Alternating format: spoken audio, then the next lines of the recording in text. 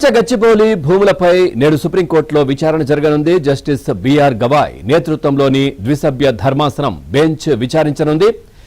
ఈ వ్యవహారంపై తెలంగాణ ప్రభుత్వం ఇప్పటికే కౌంటర్ వేసింది. ఆ 400 ఎకరాలు ప్రభుత్వ భూములేనని స్పష్టం చేసింది.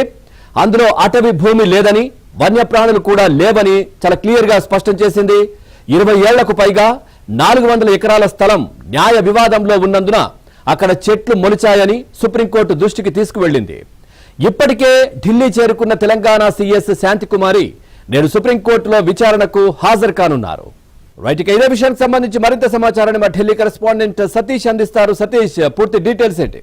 పవన్, నేడు సుప్రీంకోర్టులో కంచగచ్చిబౌలి భూమి అంశంపై విచారణ జరగబోతుంది. జస్టిస్ బిఆర్ గవాయ్ నేతృత్వంలోని ద్విసభ్య ధర్మాసనం ముందు విచారణ కొనసాగబోతుంది. గతంలో విచారణ సందర్భంగా హెచ్సీలో పర్యటించి అఫిడవిట్ దాఖలు చేయాలని సిఎస్ ను ఆదేశించారు. నాటి సందర్భంలో సుప్రీంకోర్టు సుమోటోగా కేసు స్వీకరించిన సందర్భంలో హైకోర్టు రిజిస్ట్రీకి కూడా సైతం ఆదేశాలు జారీ చేశారు. నాటి సందర్భంలో తాజాగా అక్కడ హెచ్సీలో ఏదైతే ఆ క్లీనింగ్ నిర్మించారో, ఏదైతే చెట్ల నిర్మాణానికి సంబంధించి చెట్లు కొట్టివేయడం జరిగిందో, బుల్లు జరుగుతుంది, దానికి సంబంధించిన అంశంలో కూడా నాటి సందర్భంలో ఒక అఫిడవిట్ ను కూడా సుప్రీంకోర్టుకు త్వరితగతిన ఇవ్వడం జరిగింది. ఇక తాజాగా సిఎస్ కు 4 అంశాలపైన ప్రశ్నలు సంధిస్తూ సుప్రీంకోర్టు సిఎస్ కు కొన్ని అంశాలను కూడా ముందు పెట్టింది. ప్రధానంగా కంచగచ్చిబౌలి భూములకు సంబంధించి ప్రభుత్వ భూములు అని అఫిడవిట్ లో స్పష్టంగా పేర్కొన్నారు. ఇక ఈ భూముల్లోనే యూనివర్సిటీ, మరికొన్ని ఇన్స్టిట్యూట్లతో పాటు బస్ స్టాండ్లు ఇలా ఎన్నో వచ్చాయని కూడా సుప్రీంకోర్టుకు తెలంగాణ ప్రభుత్వం తెలిపింది. సుమారు 20 ఏళ్లకు పైగా కూడా 400 ఎకరాల స్థలం న్యాయ వివాదంలో ఉన్నందునే అక్కడ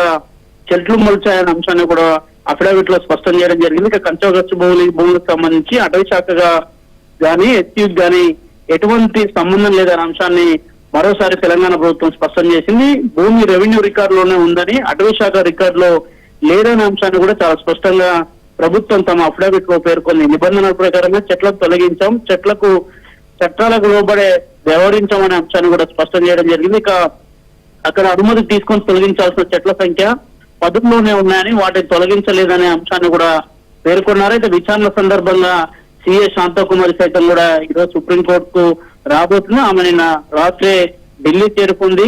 విచారణ సందర్భంగా ఇప్పటి వరకు అటు న్యాయవాదులకు సంబంధించి ప్రభుత్వం తరఫున సుప్రీంకోర్టులో ఫైట్ చేసే న్యాయవాదుల తరఫున కూడా ఆమె కూడా సుప్రీంకోర్టుకు హాజరయ్యే అవకాశాలు కూడా చాలా స్పష్టంగా కనిపిస్తున్నాయి. కంచ భూములకు సంబంధించిన విషయంలో ఖచ్చితంగా కూడా 400 ఎకరాలు నాటి సుప్రీంకోర్టు క్లియర్ గా రాష్ట్ర ప్రభుత్వ భూములే అనే అంశాన్ని కూడా ఇచ్చిన నేపథ్యంలో దానికి సంబంధించిన జడ్జిమెంట్ ని సైతం కూడా ఈ రోజు సుప్రీంకోర్టు